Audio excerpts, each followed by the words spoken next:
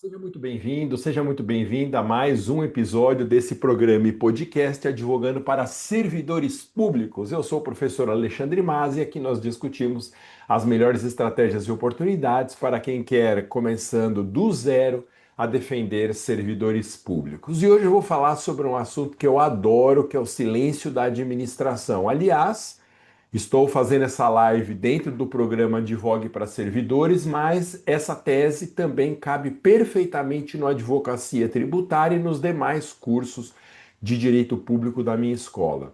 Lembre que eu estou aberto a parcerias com você, então, entrando algum caso no seu escritório em que você sinta necessidade de ajuda, entre em contato comigo. A minha advocacia, Alexandre Maas Advocacia, presta qualquer serviço jurídico em matéria de direito público. Você encontra um link que vai dar no WhatsApp do meu escritório aqui na descrição desse vídeo. E estão abertas as matrículas de todos os cursos de advocacia da minha escola, especialmente o Advogue para Servidores, cujo conteúdo de hoje tem relação direta com o conteúdo do curso. Para saber mais, clique nos links que estão aqui no descritivo dessa live. Como superar o silêncio administrativo? Suponha que você advogue para um servidor público que quer se aposentar. Aí você entra com o requerimento de aposentadoria e a administração não responde. Não é que ela diz não para o pedido, ela simplesmente fica quieta, não cumpre prazo nenhum. Nós chamamos essa situação terrível de silêncio administrativo. A falta de resposta é pior do que um indeferimento, porque contra o indeferimento a gente pode interpor recursos administrativos, propor soluções judiciais. Agora, diante do silêncio, a situação é mais completa. Então, a ideia de silêncio da administração é isso: é o fato administrativo consistente na ausência de uma resposta. Bom, o que é importante? O que fazer diante de uma ausência de resposta da administração? A primeira questão que se coloca aqui é: onde está escrito, Masa, que a administração tem esse dever de responder? Será que ela tem obrigação de apresentar respostas? Sim. O fundamento principal desse dever de responder é o artigo 5º, 34, letra A da Constituição, que diz que são a todos assegurados, independente do pagamento de taxas, letra A, o direito de petição aos poderes públicos em defesa de direitos e contra a ilegalidade ou abuso de poder. Ô Masa, mas aqui só fala do direito de pedir e não do correlato dever da administração apresentar uma resposta. Pois é. Isso é o que uma primeira leitura revela. Só que brilhantemente, o professor Celso Antônio Bandeira de Mello, meu grande orientador no mestrado e no doutorado, teve uma sacada incrível aqui nesse item da Constituição. Ele diz: não tem nenhum sentido a Constituição assegurar o direito de petição e não garantir uma resposta. Porque senão o exercício do direito de petição seria só entregar a petição para a administração, isso não tem sentido nenhum. Então, diz o professor Celso Antônio que há o direito de peticionar aos poderes públicos, equivale o dever correlato de apresentação de uma resposta. Portanto, o dever que a administração tem de apresentar uma resposta está nas dobras do próprio direito de petição. Brilhante, mais uma vez, nesse ponto, professor Celso Antônio Bandeira de Mello. Além disso, no artigo 48 da Lei Federal 9784, que é a Lei Federal do Processo Administrativo, está dito com todas as letras, abro aspas: a administração tem o dever de explicitamente emitir decisão nos processos administrativos e sobre solicitações ou reclamações em matéria de sua competência. E, como regra, 30 dias após a conclusão da instrução do processo, a administração tem esse dever de apresentar uma resposta. Portanto, o prazo para resposta, salvo disposição de lei em contrário, é de 30 dias. Além disso, após esses 30 dias, o silêncio é ilegal, porque fere o dever de decidir, e o princípio da celeridade processual, tal como dispõe o artigo 5º, 78 da Constituição.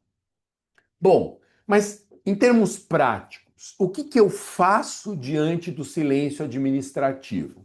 Uma primeira medida é provocar a via administrativa para rompimento do silêncio. Eu vou peticionar administrativamente a autoridade superior àquela que não decidiu, requerendo que se determine a expedição da decisão. Esse é o primeiro passo que tem que ser tomado, um recurso hierárquico à autoridade superior daquela que silenciou, pedindo que ela determine a apresentação de uma resposta.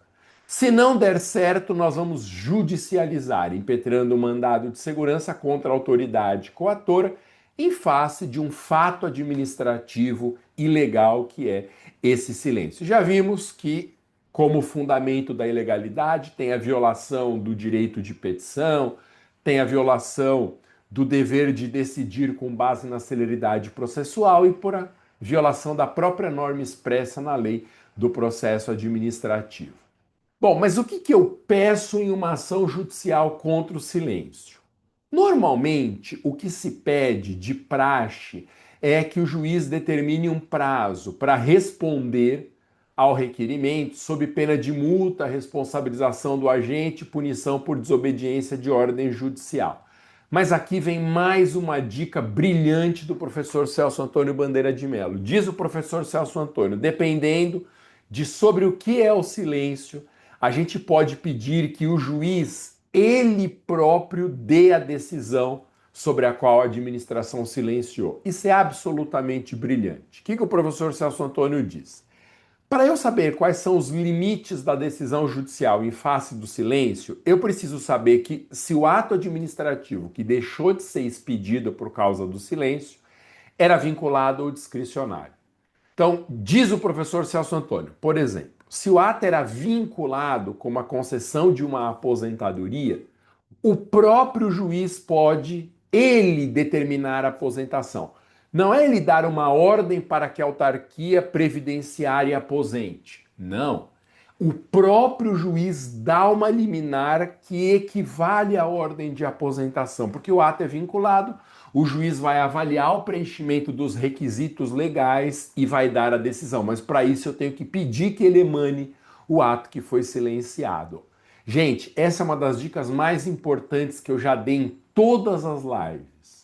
Se a gente pede a emanação de um ato vinculado e a administração silencia, eu vou requerer judicialmente a expedição do ato. Um outro exemplo, esse vai deixar mais clara ainda a situação. Certidão tributária.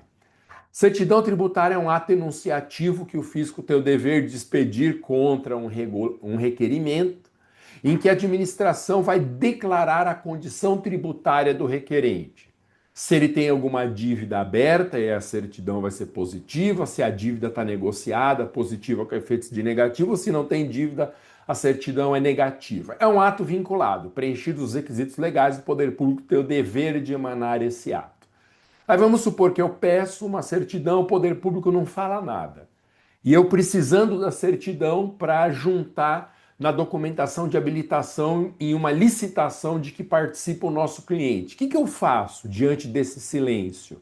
Eu impetro o mandado de segurança e na liminar peço que o juiz dê a certidão. A liminar terá força de certidão.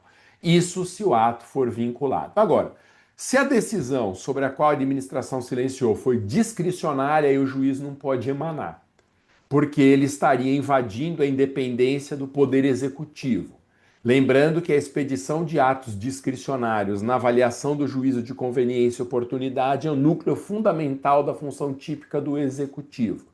E o Judiciário não pode eliminar a independência do Executivo frente ao próprio Judiciário. Resumo da nossa conversa. O silêncio da administração após 30 dias do requerimento é ilegal, fere o direito de petição, a celeridade processual e o dever de decidir. Diante de um silêncio ilegal, passados 30 dias, eu vou provocar a primeira via administrativa, se der tempo, interpondo um recurso hierárquico próprio à autoridade superior àquela que silenciou. Agora, se o requerimento administrativo não produzir efeitos, eu vou judicializar impetrando mandado de segurança. E eu vou pedir na liminar, depende. Se o ato for vinculado, eu peço que a própria liminar seja equivalente ao ato. Se o ato for discricionário, aí a liminar não pode cumprir esse papel. Eu peço que o juiz fixe um prazo dentro daquilo que o cliente precisa para a emanação do ato e, se o prazo não for cumprido, crime de desobediência e aplicação de multa. Legal? Então esse foi mais um episódio do nosso programa e podcast Advogando para Servidores. Se você tiver uma causa e sentir necessidade de ajuda aí no seu escritório, entre em contato comigo. Aqui na Alexandre Maza Advocacia, nós atuamos em qualquer causa de direito público, prestando todos os serviços jurídicos, tributário, administrativo, qualquer área de direito público. Para falar no meu escritório, clique no link que está no WhatsApp aqui na descrição dessa live. E estão abertas as matrículas de todos os cursos de advocacia da minha escola. Para você saber mais sobre esses cursos, estão aqui os links também na descrição dessa live sobre o conteúdo de cada um desses cursos. Valeu, é isso, nos veremos na próxima oportunidade. Até mais, gente, eu vou pegar 2 semanas de férias, tá bom? Então a gente nas próximas 2 semanas não tem live. Nos veremos na segunda quinzena de julho. Abraço, até mais, tchau.